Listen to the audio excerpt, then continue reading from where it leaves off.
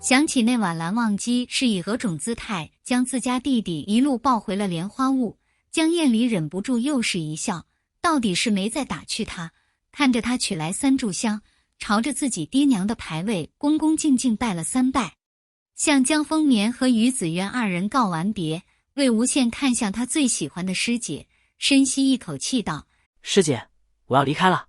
我跟江澄说好了，要是金子轩来接你，肯定要先给他尝点苦头。江厌离扑哧笑出声，柔声道：羡几岁了？怎么还是这副小脾性？魏无羡立刻在地上打了个滚，奶声奶气道：羡3岁了。他轻轻将脑袋搭在江厌离的膝上，一闭眼，那些痛入骨髓、血淋淋的记忆便排山倒海地压了上来，顿时对此刻鼻尖柔软的清香无比珍惜，无比眷恋。还好，他最在乎的人现在都还好好的活着，他成功了。这样，就算再也没办法看见他们，也算不上什么遗憾了吧？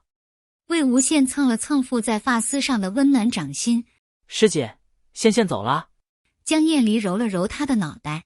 去吧，注意安全，不可太过胡闹，给蓝二公子添麻烦。魏无羡起身，视线一寸寸描摹着他的轮廓，想要将他的面容刻进心里，随后嘴角一咧，朝他露出一个大大的笑容，大步迈出了祠堂。那一刻，怀中的金灵没有预兆的忽然大哭出声。江厌离心中升腾起强烈的不安，一如魏无羡上金灵台寻他的那晚。他看着逐渐消失在视线中的黑色背影，感觉有什么东西也一同随风散去。穿过雕栏玉砌和红墙青瓦，魏无羡站在莲花坞的大门前，想起自己第一次踏入这里的场景。那时他不过是个8、9岁的小豆丁，看着眼前的水榭楼台，脚都不知道往哪儿放，紧紧地抓着江丰年的衣摆，躲在他身后，只探出半个小脑袋，睁着乌亮的眸子，好奇地打量。后来他被江城的小奶狗吓得哇哇大哭，被连人带入关在门外，又被张开双臂拥进怀里，在瘦弱的肩背上嗅着令人安心的莲香，眸中跳动的火花随着一摇一晃的莲灯炸出温暖的光。他骤失双亲，流浪于街头，过着乞儿一般的生活，却仍要挂着讨喜的笑容，以谋求仅存的一份生机。现在他又有一个家了，就愿意用他的所有去留住他，就算最后他再也回不了这个家了。魏无羡轻轻笑了笑，最后留恋地看了一眼牌匾上的那3个大字，抬起脚慢慢没入人群。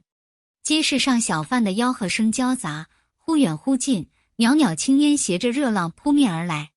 几个小孩追逐着嬉笑打闹，从身旁经过，跑到码头边，一下扑进大人的怀抱，被塞进一把白嫩嫩的莲子后，欢呼雀跃地大喊出声。人群蓦地左右分开，空出一条道来。魏无羡抬头看去，一人白衣胜雪飘然而立，额间一指宽的卷云纹抹额髻得端正无比，白色的尾巴在风中飞扬。他知道身后这些都再也与他无关了。姑苏彩云镇郊外驿站，树下几辆马车呈包围之势停留驻足，2、3个成年大汉抱着大捆粮草挨个给马喂食，面带倦容，却掩饰不住喜悦和兴奋之意。听着隐隐约约从车厢内传出的嬉闹声，大汉们面面相觑，不约而同弯了嘴角。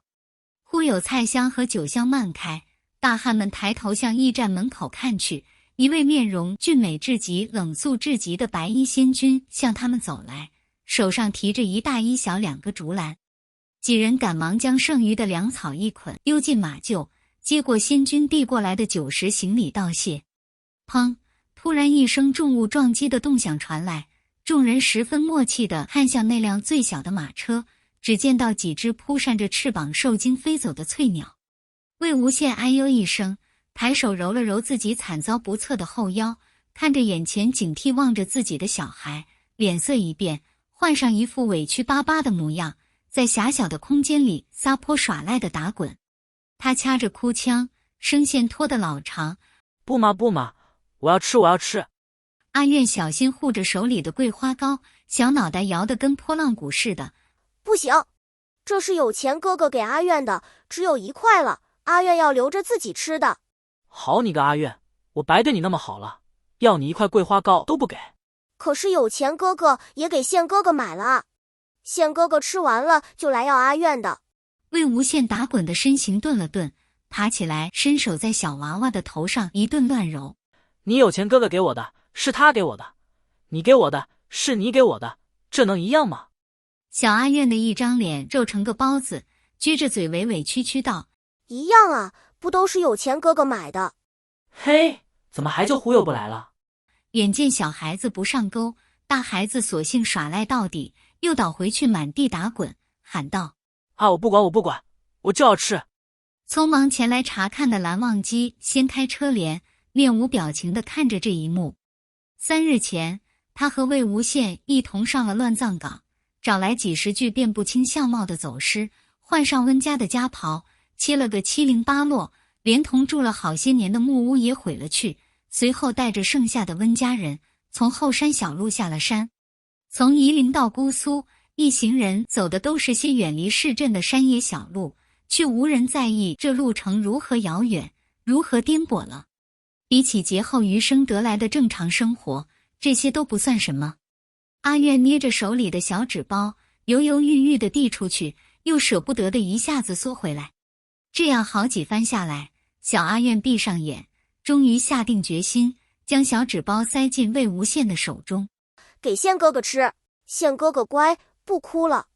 眼前人立马挺身坐起，笑嘻嘻地捧着桂花糕，凑到小孩面前，还被一只肉乎乎的小手像模像样拍了拍脑袋，哄了哄。蓝忘机叹了口气，弯身进去，将人一把捞起，放在松软的褥子上，在他身后坐下。他拆下魏无羡松散的发带，将那一头滚得凌乱的长发束好，才道：此地离采邑镇已不过20里，先用膳，下车再买。魏无羡打开纸包，拿出那仅剩的1块糕点，塞进阿苑的嘴巴里，捏了捏他鼓动的腮帮子，示意他回自己车厢里用饭，随后对着蓝忘机好一通挤眉弄眼。好吗，韩光俊，我不过无聊逗他玩玩罢了。蓝忘机无奈地看了他一眼，拿过竹篮，掀开上面盖着的棉布，取出一个大纸包递过去。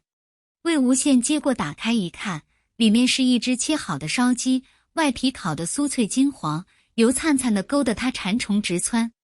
他食指大动，嗷呜咬下一大口皮肉，顿时咧开嘴笑得见牙不见眼。蓝湛你怎么这样好？骨头都给我去掉了，是要把我当废人养吗？蓝忘机拿过一小坛酒，那人立刻侧过脑袋将酒坛叼走，顺势一仰，躺进他怀里，动作无比熟练，无比自然，一气呵成。蓝忘机嘴角轻轻勾了勾，无妨，把你养成废人，就离不开我了。魏无羡没听出他的小心思，疑惑地嗯了一声，没得到回应，倒也懒得去追问。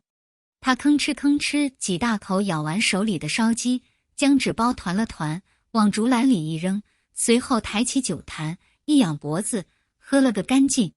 魏无羡吃得满嘴是油，清冽的酒液溢出，浸湿了衣襟。蓝忘机早已习惯他这般豪放的吃相，熟门熟路掏出手帕给他擦净。午膳过后，众人再次驾车起行。魏无羡酒足饭饱，十分惬意地拍了拍自己柔软的小肚子，懒腰一伸，哈欠一打，长腿蜷了蜷，将自己整个缩进他怀里，随后脑袋一垂，闭眼睡去。蓝忘机眉头微蹙，仍是将人用薄被裹好，稳稳抱住。这几日魏无羡愈发嗜睡，蓝忘机不是怀疑过他身体有恙，也请温情来看过，却只说是他身修轨道，身子底差，这段时间又心神耗损的厉害，路程颠簸下难免疲惫。